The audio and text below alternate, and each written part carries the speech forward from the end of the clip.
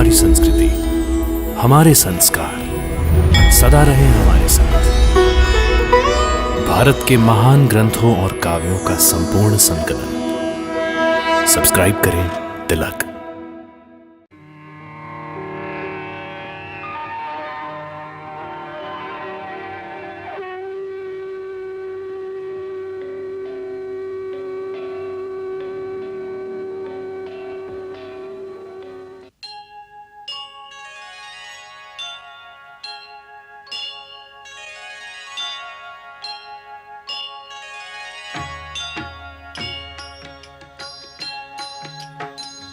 सीताराम चरित अति पावन, मधुर सरस अरु अति मन भावन।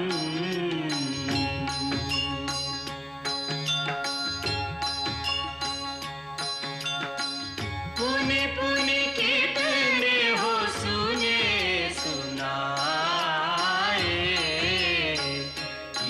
की प्यास बुझत न बुझाए।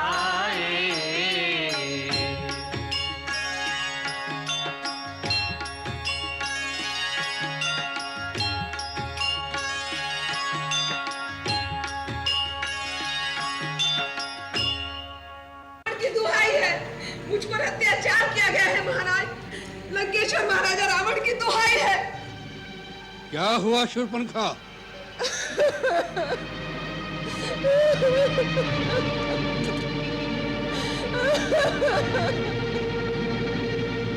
ये कैसी गति बना रखी है? तुम्हारी नाक पर ये घाव कैसा? ये घाव नहीं है, तलवार से प्रहार किया गया है। क्या? तलवार से प्रहार? हाँ भैया, ये शूर्पणखा की नाक नहीं कटी है, ये लंकेश्वर महाराजा रावण की नाक काटी गई है।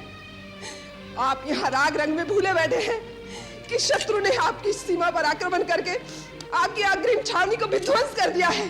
छावनी को विध्वंस कर दिया है? तो जनस्थान में बैठे खरदूषण क्या कर रहे हैं? खरदूषण युद्ध में मारे गए हैं। उनको मारना तो काल के लिए भी असंभव था। किसने किया यह दुस्साहस? एक मानव ने। एक मानव ने? असंभव। खर और दूषण दोनों शक्ति, बल और पराक्रम में हमसे किसी प्रकार कम नहीं है। एक मानव ने उन्हें मार डाला, इस बात को हम विश्वास नहीं करते। अकंपन, तुम चुप क्यों हो? शूर्पणखा कहती है, क्या ये सत्य है? हाँ, ये सत्य है महाराज। इसका अर्थ है कि ये सब देवताओं का षड्यंत्र है। एक मानव की आड़ लेकर उन्होंने हमारी सीमा पर आक्रमण किया है। कौन कौन देवता थे उनके साथ? इंद्र अवश्य आया होगा। बताओ, कौन कौन देवता उनकी सहायता करने आए थे? पिताश्री, इन देवताओं की ताड़ना किए बहुत दिन हो गए हैं। वो त्रिलोक विजय लंकेश्वर की शक्ति भूल गए? क्या इंद्र भूल गए कि मेघनाथ का नाम इंद्रजीत क्यों है? आज्ञा दीजिए पिताजी, इन सभी देवताओं को बांधकर इसी सभा में उपस्थित कर दूं। उन्हें षड्यंत्र रचने का उचित दंड दिया जाए। नहीं युवराज इंद्रजीत, उस मानव के साथ कोई देवता नहीं थे। कोई देवता नहीं थे? तो फिर कौन सी शक्ति थी उनके साथ? वो अकेला था। अकेला था? वो मानव है या भगवान? स्वयं भगवान विष्णु के लिए भी अकेले ऐसा साहस करना कठिन हो सकता है। हाँ भैया, वो है तो मानव ही, लेकिन कोई अलौकिक मानव दिखता है। उसका छोटा भाई भी साथ है। दोनों के रूप में ऐसी मोहनी है कि एक बार देख लो तो दृष्टि हटाने को जी नहीं चाहता। उनके साथ एक स्त्री भी है, जिसके रूप को एक बार देख लो तो कामदेव भी मोहित हो जाए। कोई देवांगना, अप्सरा, गंधर्व, किन्नर अथवा नाग कन्या भी उसकी सुंदरता को जीत नहीं सकती। शूर्पणखा, तुम मुझे इस समय उनके और उनकी स्त्री के रूप की मोहिनी की अनर्गल बातें न सुनाओ। मुझे उस मानव की शक्ति और बल पर विचार करने दो। मुझे सोचने दो कि किस कारण उसने रावण की शक्ति को ललकारने का साहस किया है। इसके पीछे क्या भेद है? वही तो मैं कह रही हूँ। उसका भेद केवल इतना ही है कि जब मैंने उस स्त्री को देखा तो मैंने सोचा जिस प्रकार संसार की हर उत्तम वस्तु महाराजा रावण के पास है, उसी प्रकार इस नारी को भी लंकेश्वर के राजमहल की शोभा होना चाहिए। यह सोचकर ही मैं उस नारी को आपके लिए उठाने गई कि दोनों भाइयों ने मुझ पर आक्रमण करके मेरी ये दुर्दशा कर दी। जब मैंने कहा कि मैं लंकापति रावण की बहन हूं, मेरी हंसी उड़ाई गई। उतना ही नहीं, मेरे नाक को काटकर आपको चुनौती भेजी है और कहा है कि जाकर अपने भाई से कह दो कि अपनी वीरता पर इतना अभिमान है तो स्वयं आकर ले जाए सुंदरी को, नहीं तो अपनी नकली बहन के आंचल में मुंह छुपाकर लंका से भी भाग जाए। बस करो शूर्पणखा। क्षमा करें महाराज, मेरा हृदय अपमान की ज्वाला से धड़क रहा है। उन्होंने आपकी बहन के नाक काटकर असुरों को एक तरह से चुनौती भेजी है, आपकी वीरता को ललकारा है। अगर आप में आत्मसम्मान की भावना है तो आज ही उस स्त्री को छीनकर उनसे ले आइए और उन दोनों मानवों को मेरे हवाले कर दीजिए ताकि मैं उन दोनों को अपनी इच्छा अनुसार दंड दूं। तभी मेरे इस अपमान का बदला पूरा होगा। शूर्पणखा, हम तुम्हारे अपमान और अपने भाइयों की मृत्यु का बदला लेना हमारा प्रथम कर्तव्य समझते हैं, अन्यथा संसार के लोग हमारी हंसी उड़ाएंगे। अकंपन, कौन है वो मानव जिन्होंने अपनी मृत्यु का आवाहन किया है, हमारे भयंकर जनस्थान का विनाश किया है। हमारा अपराध करके इंद्र, कुबेर, यम और स्वयं विष्णु भी चैन से नहीं रह सकते। जो रावण काल का भी काल है, अग्नि को भी भस्म कर सकता है, मौत को भी मार डालने की शक्ति रखता है, उसके रास्ते में आने का साहस किसने किया और क्यों किया? महाबली लंकेश्वर, वो कौशल देश के राजा दशरथ के पुत्र हैं राम और लक्ष्मण। वे बड़े ही यशस्वी और तेजस्वी दिखाई देते हैं। उनके बल और पराक्रम की कोई तुलना नहीं है। सारे संसार के धनुर्धारियों में वो सर्वश्रेष्ठ माने जाते हैं। उन्हें दिव्य अस्त्रों के प्रयोग का भी पूर्ण ज्ञान है। ऐसा लगता है कि समस्त ऋषियों और समस्त देवताओं के द्वारा सिद्ध किए हुए दिव्यास्त्रों पर उनका पूर्ण अधिकार है। वो युद्ध कौशल में भी प्रवीण हैं। इसी कारण युद्ध के दौरान अकेले राम के ही हाथों परमवीर खर और दूषण वीर गति को प्राप्त हुए। उन्हें माया की विद्या भी पूरी तरह आती है। इसी कारण हमारे राक्षस सैनिक भय से व्याकुल होकर जिस जिस ओर भी जाते हैं, वहां वो श्री राम को अपने सामने खड़ा हुआ पाते हैं। उनके मोहनी अस्त्रों की माया से हमारे राक्षस सैनिक एक दूसरे को राम समझकर आपस में ही लड़ कर मर गए। वो इतने वीर हैं तो उनकी वृत्ति धर्म विरुद्ध नहीं हो सकती। फिर उन्होंने बिना कारण हमारे जनस्थान पर आक्रमण करके उसका विनाश क्यों किया? महामना, उन्होंने आक्रमण नहीं किया। आक्रमण तो हमारी सेना ने उन पर किया था। हमारी सेना ने उन पर आक्रमण किया और हार गए, इसमें उनका कोई दोष नहीं। और इससे पहले उन्होंने हमारा कोई अपराध भी नहीं किया था। लगता है उन पर आक्रमण करना अनुचित था। विभीषण जी, आप इस बात पर भी ध्यान दें। पिछले कई वर्षों से इन दोनों राजकुमारों ने दंडकारण्य में ऋषियों और मुनियों की रक्षा का उत्तरदायित्व तो अपने ऊपर ले लिया था। इनका आश्चर्य पाकर ऋषि और मुनि वनों में निर्भय होकर विचरने लग गए हैं। उनकी करनी ऐसी जान पड़ती है जैसे पृथ्वी को राक्षसों से रहित कर देंगे। उन्होंने विराट जैसे बहुत से बलवान राक्षसों को भी मार डाला है, जो अपने आहार की खोज में तपोवन में जाकर ऋषियों मुनियों का भक्षण करके जीते थे। इस दोष के लिए वो अवश्य ही दंड के भागी हैं। खर दूषण ने उन पे आक्रमण करके उचित ही किया था। यह केवल आवेश की बात है युवराज इंद्रजीत।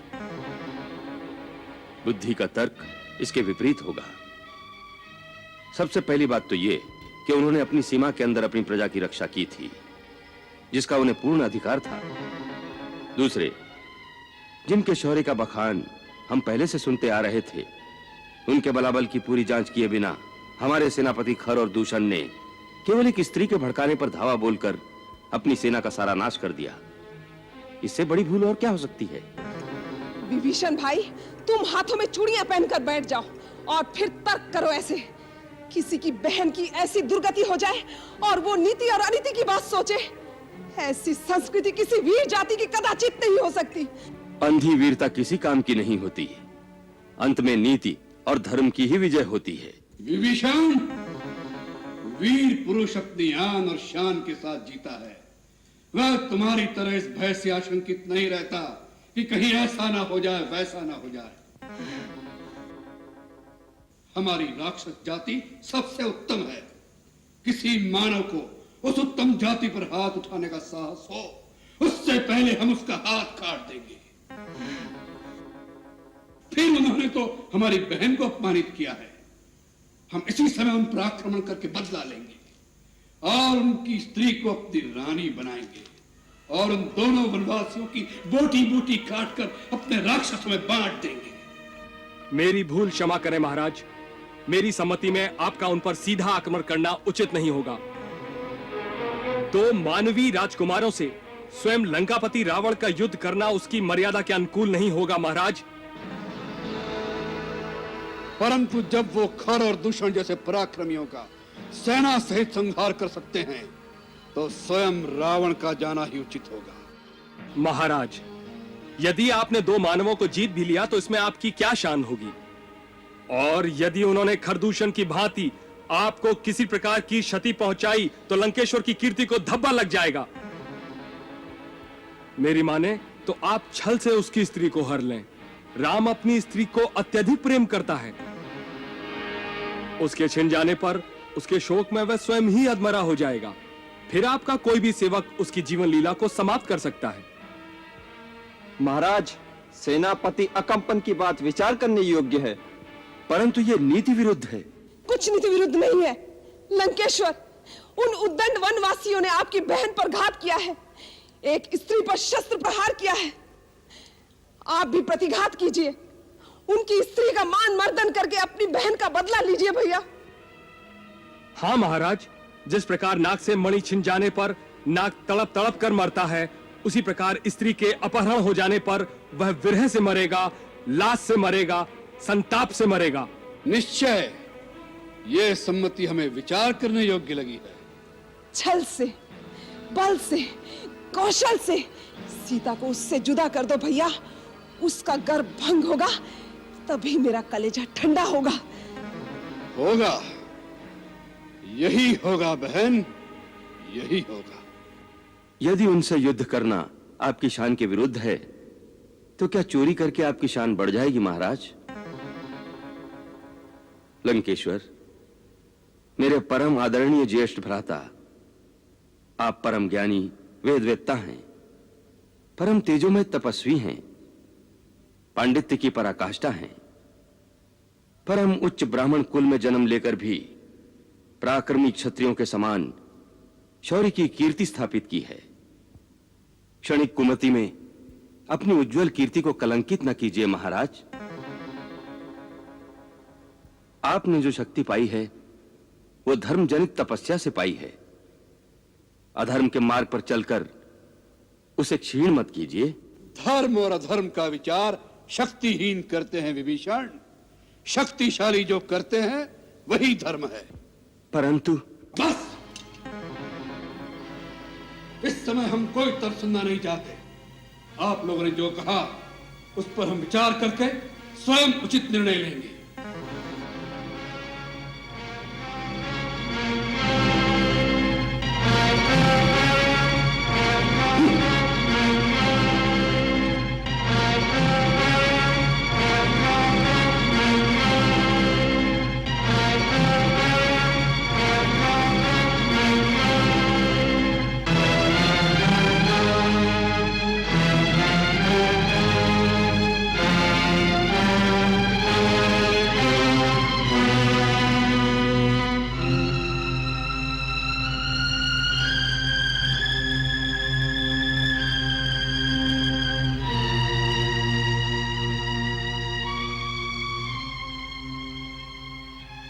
भैया, इसमें इतनी सोचने की आवश्यकता नहीं है। सीता आप ही के योग्य है। उसे आपके पास लाने के लिए मैंने अपनी नाक कटा दी है। आपके दोनों भाइयों ने प्राण त्याग दिए हैं। उसके बाद भी अगर आपने उसका हरण नहीं किया तो आपको शक्तिहीन समझकर फिर कोई आपके लिए प्राण न्यौछावर नहीं करेगा। नीति कहती है कि अग्नि, रोग, सर्प और शत्रु को कभी तुच्छ नहीं समझना चाहिए। और फिर ये कोई साधारण मानव नहीं लगते जिन्होंने खर और दूषण को पराजित किया। उनसे बैर मोल लेने से पहले अच्छी प्रकार सोच लेना चाहिए। आप राजा हैं, आप जो भी करेंगे उसका परिणाम आपकी सारी प्रजा को भुगतना पड़ेगा। आपका कोई कार्य व्यक्तिगत नहीं हो सकता महाराज। सुना है कि आज दरबार में विभीषण जी ने भी आपको यही सम्मति दी है। विभीषण इसलिए कहता है क्योंकि वो कायर है, उसके रक्त में वीरता का जोश नहीं है। और मंदोदरी भाभी इसलिए कहती हैं क्योंकि उन्हें सौत के आने का भय लग रहा है। भैया, सीता जैसी अनुपम सुंदरी अगर इस राजमहल में आ जाए तो इनका प्रभाव कम हो जाएगा। सीता को एक बार देखने के पश्चात आपको संसार की दूसरी नारियां तुच्छ लगने लगेंगी।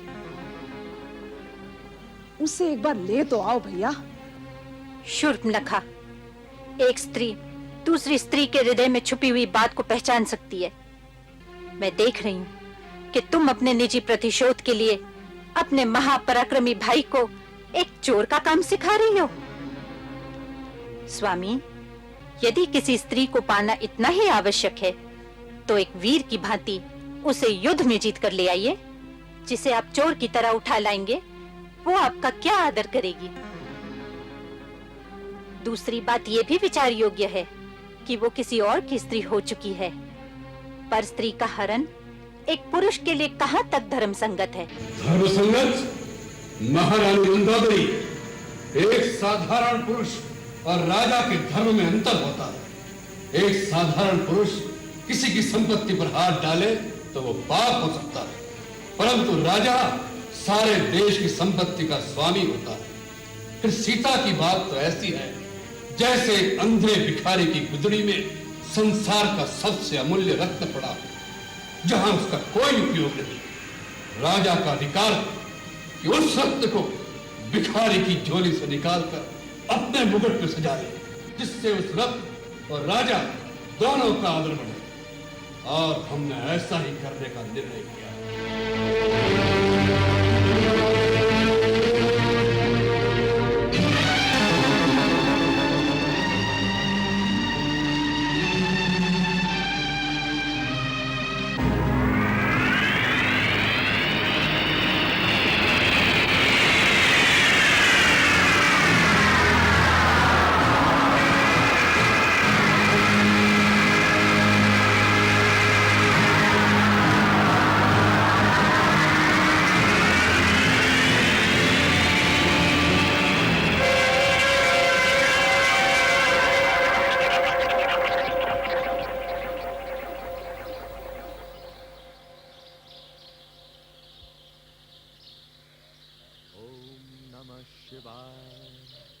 ओम नमः शिवाय, ओम नमः शिवाय, ओम नमः शिवाय। मारीच, हैं? महाराज? लंकेश्वर, आइए पधारिए महाराज, आपका स्वागत है।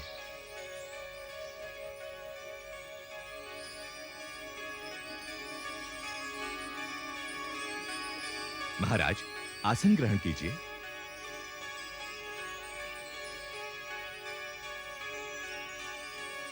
आपके इस प्रकार अकस्मात मारीच की कुटिया में आने से मन में शंका हो रही है। आपके राज्य में सब कुशल तो है ना लंकेश्वर? तात, हम तुमसे सहायता मांगने आए हैं। विकट समस्याओं का समाधान करने में तुम जैसा बुद्धिशाली और कोई नहीं है। तुम बड़ी बड़ी मायावी विद्याओं के ज्ञाता हो। तुम बल और छल दोनों के प्रयोग करने में कुशल हो। इसीलिए हमें तुम्हारे सहयोग की आवश्यकता पड़ी है। परंतु महाराज, मैंने तो मायावी विद्याओं का प्रयोग छोड़ दिया है। छल कपट का त्याग करके मैंने संन्यास ले लिया है। अब तो शेष जीवन कैलाशपति की आराधना और तपस्या में ही व्यतीत करने का निश्चय कर चुका हूं। मुझे क्षमा करें, मैं आपकी सेवा नहीं कर सकूंगा। मारीच, राजा जब प्रार्थना करता है उसका अर्थ है वो आज्ञा दे रहा है।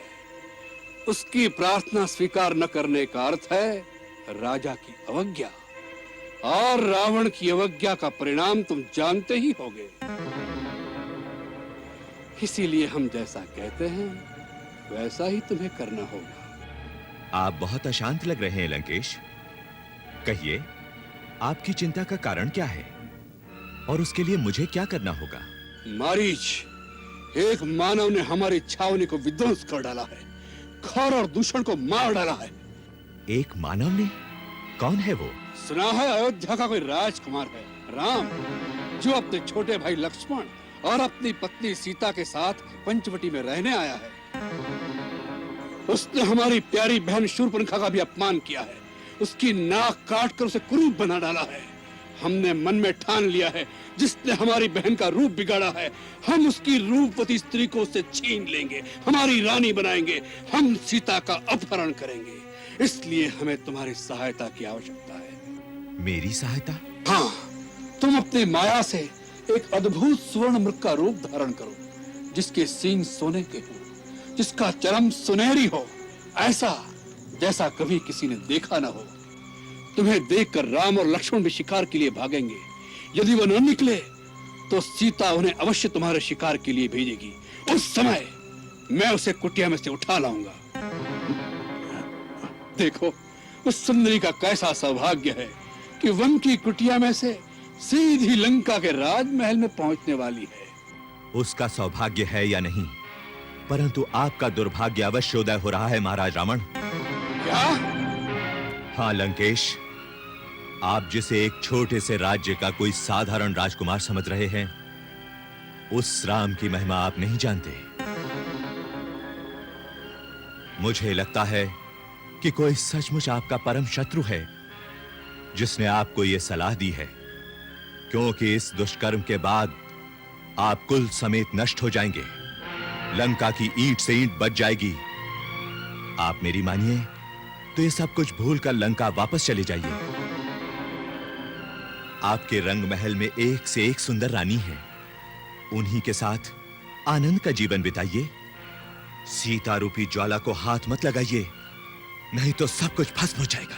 कायर, डरपोक, शत्रु की महिमा का बखान करके रावण को डराने की चेष्टा कर रहे हो। रावण, जिसके भय से भय भी भयभीत होता है, जो काल का भी काल है। मैं आपको डराने के लिए नहीं कह रहा महाराज, मैं सत्य कह रहा हूं। मैं राम का अलौकिक प्रताप देख चुका हूं। मुझे एक बिना फर का बाण मारा था तो मैं 100 योजन दूर समुद्र के इस पार आ गिरा था। वो साधारण मानव नहीं है। इतना तो सोचिए कि जिसने ताड़का और सुबाहु का वध किया, शिव के जिस धनुष को बड़े से बड़ा महाबली नहीं हिला सका था, उस धनुष को सहज ही में तोड़ डाला। खर और दूषण जैसे योद्धाओं को उनकी विशाल सेना के साथ समाप्त कर दिया। वो क्या साधारण मानव हो सकता है? महाबली, आप उनसे शत्रुता का विचार छोड़ ही दीजिए। इसी में आपका और आपके राज्य का भला है। मारीच, हम तुमसे उपदेश लेने नहीं आए। जिसने तुम्हारी माता का वध किया, उसके लिए तुम प्रीति दिखा रहे हो। प्रीतिवश नहीं राजन, मैं विनाश के भय से ये सब कह रहा हूं। है? तुम किसे डराने की चेष्टा कर रहे हो? यदि राम साधारण मानव नहीं है, तो क्या रावण साधारण पुरुष है? रावण, जिसके डर से देवता भी कांपते हैं, जो कैलाश पर्वत को उठाने की शक्ति रखता है, स्वयं यमराज भी जिसका दास है। रावण अर्थात एको हम द्वितीयो नास्ति, न भूतो न भविष्यति। ये सब कुछ जो आप सुना रहे हैं वो सत्य है, परंतु ये मत भूलिए, ये सारी शक्तियां आपने पुण्य कर्मों से प्राप्त की हैं। और जब भी कोई अपनी शक्ति का प्रयोग पाप कर्मों में करने लगता है, तो वही शक्ति उसे धोखा दे जाती है। मैं आपका मामा भी हूं, इसीलिए आपको नीति की बात समझा रहा हूं। जो नारी अपनी इच्छा से ना आए, वो अग्नि की ज्वाला होती है। क्यों एक जलते हुए अंगारे को हृदय से लगाना चाहते हो? बस मारीच, उपदेश सुनने की आदत नहीं त्रिलोक विजयी रावण को।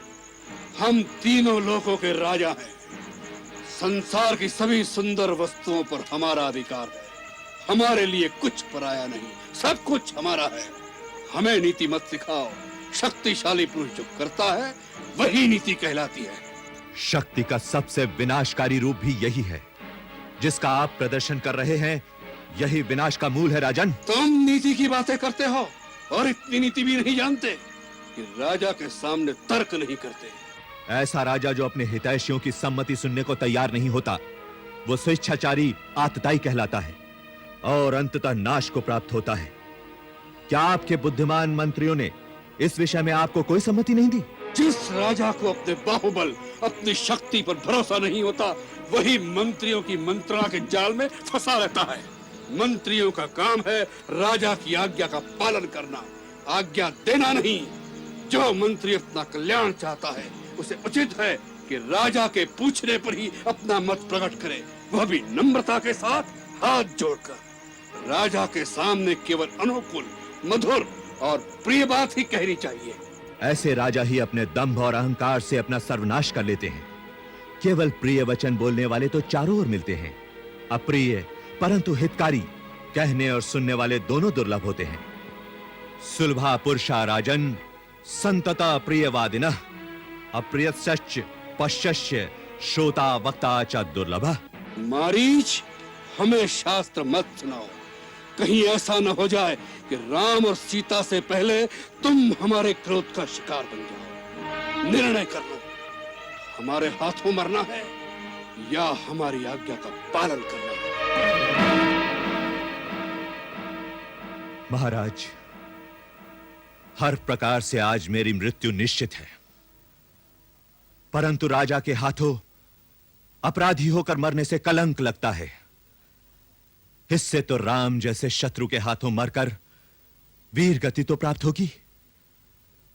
चलिए महाराज, सेवक आपकी आज्ञा का पालन करेगा।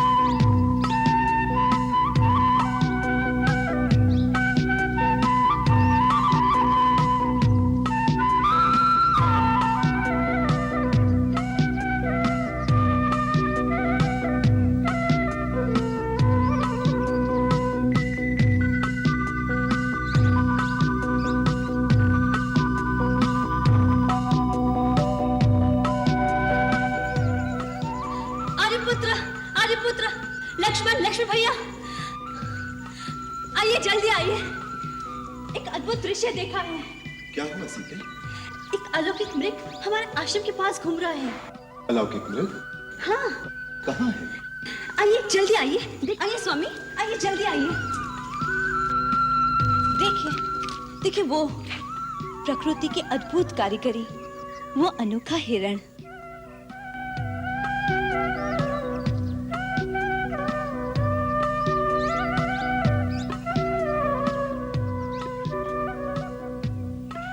ऐसा विचित्र मृग कभी देखा है? इसके सींग देखिए, लगता है सोने के हैं। उसकी खाल भी सुनहरी है। सचमुच अद्भुत, विलक्षण।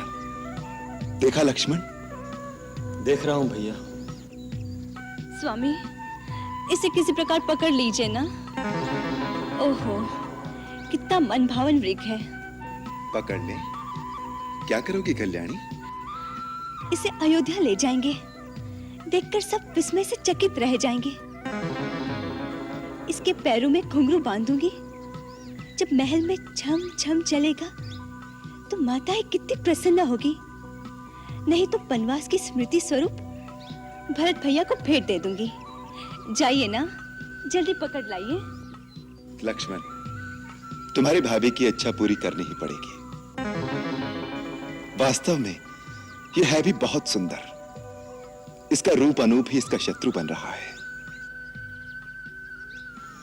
भैया, इसके प्रति भाभी का मोह हमें किसी संकट में न डाल दे। मुझे तो यह स्वर्णमग माया जैसे जान पड़ता है। ये प्रकृति के विरुद्ध है, अप्राकृतिक है, असंभव है। इस सृष्टि में असंभव कुछ नहीं है लक्ष्मण। जो कुछ भी तुम कल्पना कर सकते हो वो इस ब्रह्मांड में कहीं ना कहीं खड़ा जा चुका है। ज्ञानी और विज्ञानी भी सृष्टि का सारा रहस्य नहीं जानते। इससे ये सृष्टि मिथ्या नहीं हो जाती। परंतु भैया, जो प्रकृति के विरुद्ध है। प्रकृति के विरुद्ध कुछ नहीं होता लक्ष्मण। भरद्वाज मुनि के घर में पुत्र रूप में स्वर्ण शरीर वाले 7 हंस पैदा नहीं हुए थे। इसी प्रकार सहस्त्र कोटि रूपों में जीव मिलते हैं लक्ष्मण। भगवान की माया के सामने ज्ञान विज्ञान का तर्क काम नहीं करता। भगवान की माया हो सकती है, परंतु ये तो मुझे कोई राक्षसी माया जान पड़ती है। याद है भैया, एक बार दंडक वन में कई राक्षस इसी तरह मृग बन के आए थे। ओहो, आप दोनों भाई इसी तरह तर्क करते रहेंगे तो इतने में हिरण भाग जाएगा। अब मेरी इतनी सी इच्छा पूरी नहीं कर सकते? लक्ष्मण, लगता है सीता मृग को पाए बिना मानेगी नहीं। मैं भी चाहता हूं।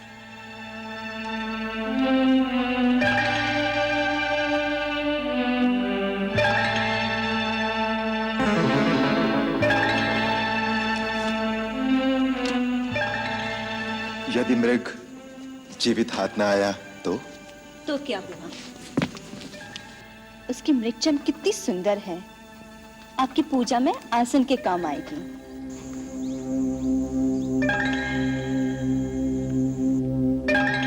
भैया, मुझे अब भी संदेह है कि कोई राक्षसी माया ना हो।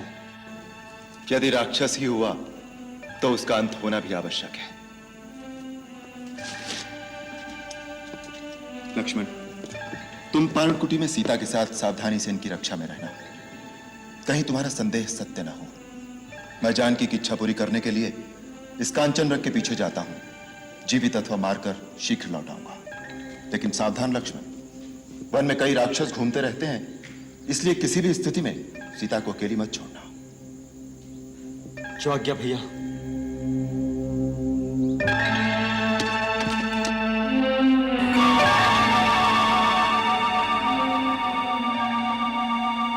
मंगल भवन अमंगल हारी, रहो सुदशरथ अजिर बिहारी।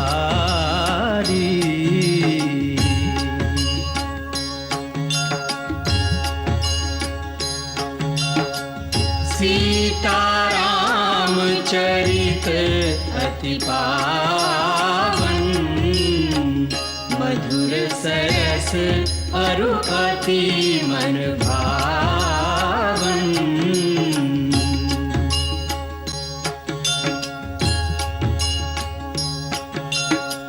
पुनि पुनि कितने हो सुने सुनाए, हिय की प्यास बुझत न बुझाए।